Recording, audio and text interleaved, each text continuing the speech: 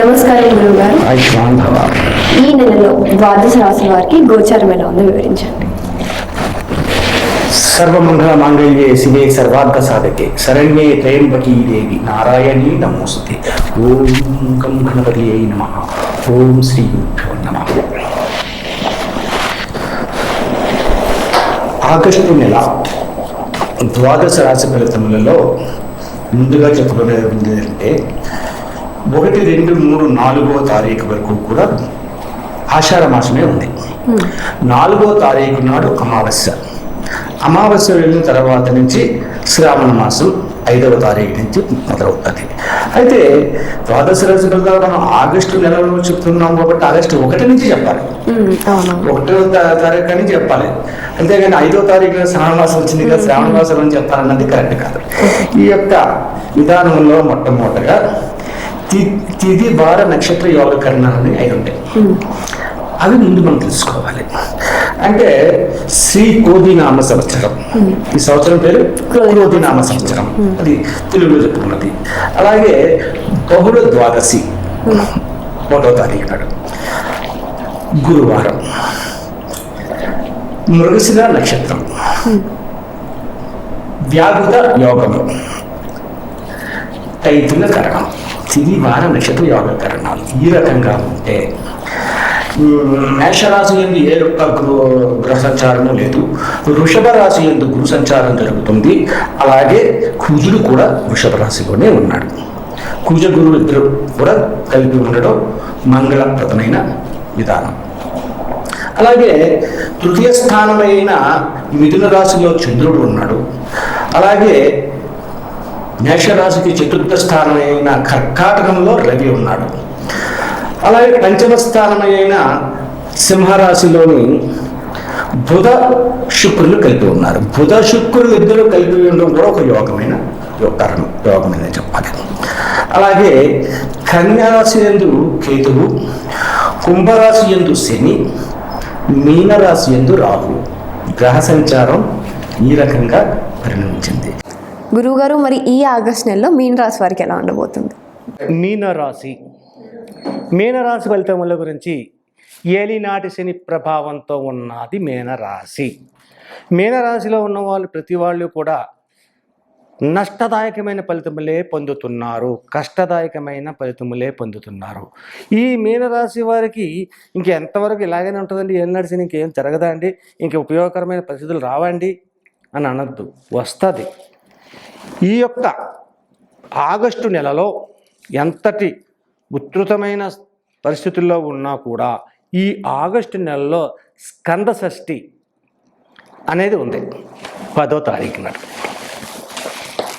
ఎప్పుడైతే అంటే మీనరాశి ధనాధిపతి ఎవరు?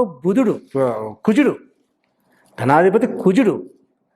ఈ కుజ షష్ఠి ఎప్పుడైతే వచ్చిందో కుజుడు ఉన్న స్థానం ఎక్కడుంది? గురువుతో కలిపి ఉన్నాడు, యోగదాయకమైన ప్లేస్లో ఉన్నాడు. శత్రుస్థానమైనా కూడా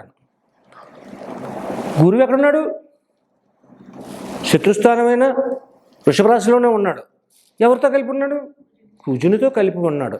గురు కుజునితో మిత్రులు, అది శత్రుస్థానమైనా కూడాను.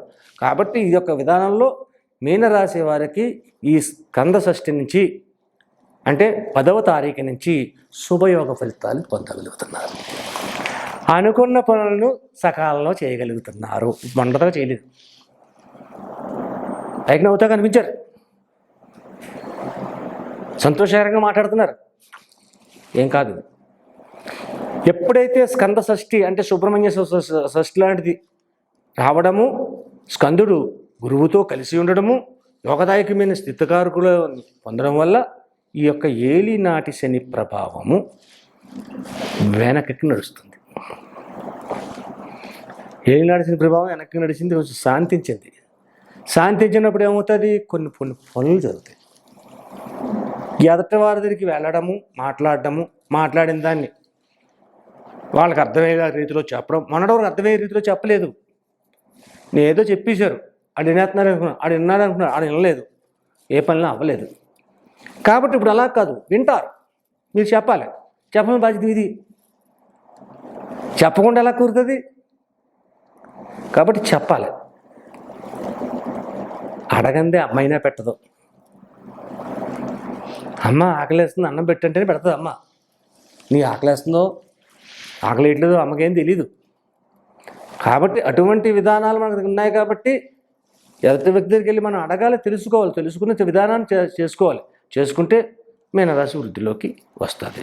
ఉద్యోగములు లేక ఇబ్బంది పడువారు ఎవరైతే ఉన్నారో మీనరాశిలో ఇప్పటి వరకు, లేకపోతే ఉద్యోగాన్ని పోగొట్టుకుని ఉద్యోగ అన్వేషణ ఉండి అన్వేషణలో ఫలితాన్ని పొందకుండా ఉన్నవారు ఎవరైతే ఉన్నారో ఈ 10వ తారీఖు కాడి నుంచి తప్పనిసరిగా ఉద్యోగాలు వస్తాయి.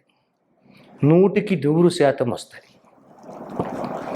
కాబట్టి ప్రయత్నించేయండి. కష్టే పని, కష్టపడకుండా ఏ పని రాదు. కాబట్టి మనం ప్రయత్నం చేయండి. 10వ తారీఖు కాడి నుంచి స్కంద షష్ఠి వస్తుంది. ఆ తదుపరి శ్రావణ శుక్రవారం వస్తుంది. ఆ తదుపరి ఇది వస్తుంది, శ్రావణ పౌర్ణమి వస్తుంది. ఆ తర్వాత రాఖీ పౌర్ణమి అంటారు దాన్ని. ఆ తర్వాత మళ్ళీ కృష్ణాష్టమి వస్తుంది. ఇన్ని రకాలు ఉన్నాయి. ఇవన్నీ కూడా శుభదాయకమైనయే. ఈ శుభదాయకమైన దాంట్లోని మీనరాశి వారికి నష్టదాయకమైన ఫలితాలు కలుగుతున్నాయి ఉన్నటి వరకు అనుకున్నది ఉన్నది రైటే. రేపు 10వ తారీఖు కానీ మీనరాశి వారి సంగతి చూడండి మరి ఎలా ఉంటుంది. చెప్పిన మాటనే నిలబెట్టుకున్నారా అనే భావాన్ని ప్రజల దగ్గర నుంచి వస్తారు. అటువంటి విధమైనటువంటి మీనరాశి వారికి వస్తుంది. ఇప్పటి వరకు ఏం చేయాలరా భగవంతుడా అని కళ్ళు పైకి తేలేసి ఆలోచిస్తూ బయటికి నవ్వుతూ కాలక్షేపం చేశారు. కానీ అలా కాదు. అనుకున్న దానిని సకాలంలో చేయడము, సకాలంలో పూర్తి చేసిన దానిని సర్వులకు తెలియజేయడము, సకాలంలో పూర్తి చేసింది సర్వులకి తెలియజేయాలి. నువ్వు చేసావని చెప్పేసి అలా తెలియాలి. అది తెలియచేయడం అనేది జరుగుతుంది. అటువంటి విధంగా వీళ్ళు ఉంటారు. ఉద్యోగ రంగంలో ఉన్నవారు ఉద్యోగాలు బాగానే నిలబెట్టుకోండి జాగ్రత్తగాను. ఉద్యోగం లేనివారు 10వ తారీఖు దాటిని కానించి ఉద్యోగంలో సక్సెస్ పొందుతున్నారు. విద్యార్థులు కూడా చదువు యందు చక్కని విధంగా ఎదరికి వెళ్తుంది. అన్ని రంగాల వరకు కూడా బాగుంది. వ్యాపార రంగంలో ఉన్న వారిలో వస్త్ర వ్యాపారము, అపరాలు వ్యాపారం. అపరాలంటే పప్పు దినుసులు, పెసరపప్పు, కందిపప్పు, మినప్పప్పు, ఇటువంటివన్నీ అపరాలకు ప్రత్యేకంగా ఉంటాయి కొంతమంది. ఈ అపరాలు చేసేవాళ్ళు వస్త్ర వ్యాపారులకి కూడా అత్యంత లాభదాయకమైన పరిస్థితులు ఉన్నాయి. వాహన సప్తమాధిపతి భార్య పేరు మీద జరుగుతూ ఉన్నాయి అపరాలన్నీ కూడా. ఈ మీనరాశి వారికి 10వ తారీఖు కాడి నుంచి కూడా లాభదాయకం. ఏ కేతు ఉన్నా, ఎవరున్నా సప్తమంలో కేతు ఉన్నాడు. ఆ మాటకు వస్తే లగ్నంలోనే రాహు ఉన్నాడు, రాశిలోనే జన్మలోనే రాహు ఉన్నాడు. కేతువుకి సప్తమస్థానం రాహు కదా. అది ఏదైనా కానీ చంద్రతత్వ విధానంలో యోగదాయకమైన ఫలితాల్ని పొందడం అనేది సాగుతుంది. కాబట్టి మీనరాశి వారు చేయవలసిన పరిహారములేంటి? ఇంకా మంచి ఫలితములు పొందాలంటే చేయవలసిన పరిహారములు ఏంటి? ఈ మాసంలో చేయవలసిన పరిహారములు ఏంటి అనేది మన తెలుసు. అంటే గత నెలలోని నీకు మీనరాశి వారు ఏ విధమైన పరిహారం పొందాలన్నది చెప్తే, దత్తాత్రేయ స్వామిని దక్షిణామూర్తిని పూజించండి అన్నాం. నిజమే, దత్తాత్రేయుడికి పాలాభిషేకం. ఈ యొక్క శ్రావణ మాసంలో దత్తాత్రేయుడికి పాలాభిషేకం అంటే సతీ అనసూయామాత మొట్టమొదటిసారిగా చేసింది. కాబట్టి బ్రహ్మ విష్ణు మహేశ్వరులు ముగ్గురికి అవతారమైనటువంటి దత్తాత్రేయుడు, ఆ దత్తస్వామిని గురువారం నాడు అభిషేకం చేయించాలి. 1వ తారీఖు గురువారం ఈరోజే మీరు ప్రోగ్రాం చూసి ఈరోజు చేయించాలంటే కుదరదు. కాబట్టి మళ్ళా గురువారం ఆగాలి. గురువారం నాడు అభిషేకం చేయించండి.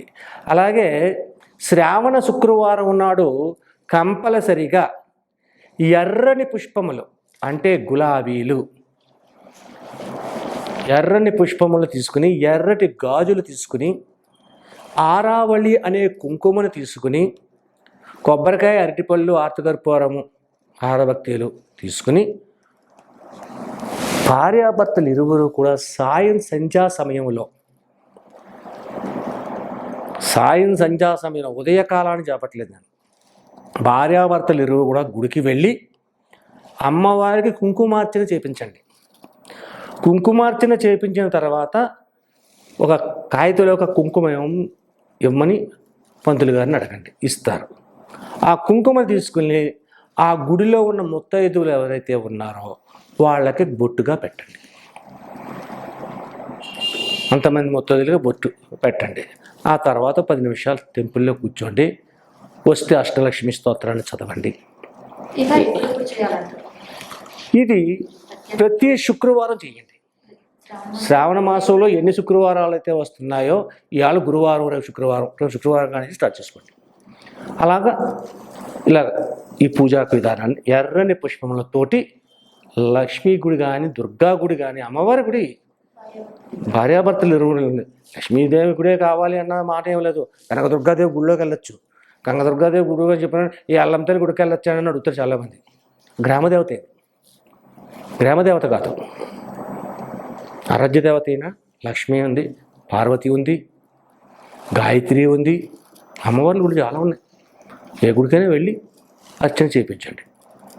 ఇలాగ చేయించినందువల్ల మీనరాశి వారికి ఇంత కాలం నుంచి పడిన బాధలన్నిటికీ కూడా కొద్దిగా వాదార్పు వచ్చినట్టయి సుఖంగా ఉండడం జరుగుద్ది. అయితే తదుపరి ఇంకా ఏలినాటి శని ప్రభావం తొలగలేదు, ఉంది. కానీ అంతటి ఉధృత ఉండదు. చేయాలనుకున్న పనిని సకాలంలో చేయడము, అందరి మెప్పులను పొందడము, కొద్దిగా ధనాన్ని ఇంకా కొత్తగా చెప్పాలి అంటే మీనరాశి వారికి కొన్ని అప్పులు ఉన్నాయి. ఆ అప్పులు చేయగరా నరుడా తిప్పలు తప్పరా అన్నాడు. మరి తప్పబరు. ఈ అప్పులతోటి బాధపడుతూ ఉన్న పరిస్థితి కనపడుతుంది. కాబట్టి కొద్దిగా జాగ్రత్త పడండి. ఈ యొక్క డబ్బులు వచ్చాయి కదా, మీనరాశి వాళ్ళు ఒక గొప్పదనం ఉందండి. వీళ్ళ చేతిలో డబ్బులు ఉంటే పట్టుకోవడం కష్టం. అవి ఖర్చు పెట్టేదాకా నిద్రపోరు. అవి ఎవరైనా ఖర్చు చెప్పాలి. డబ్బులు ఉన్నాయి కదా అని చెప్పేసి మీ ఇష్టం వచ్చిన ఖర్చులు చేస్తే ఏం మా సుఖం లేదు. జాగ్రత్త పడాలి. ఈ మధ్యకాలంలోంచి చాలా కాలం, మొన్న నవంబర్ నెల నుంచి ఇబ్బందికరమైన స్థితి పొందారు వీరు. అది మర్చిపోకండి. నవంబర్ నెల నుంచి అంటే 10 మాసాలు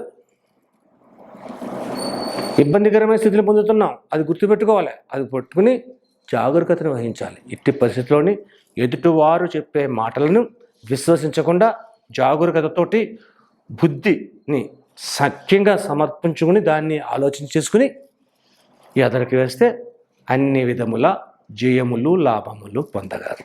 ఇది మీనరాశి వారి యొక్క ఈ నెల ఫలితం. నమస్కారం.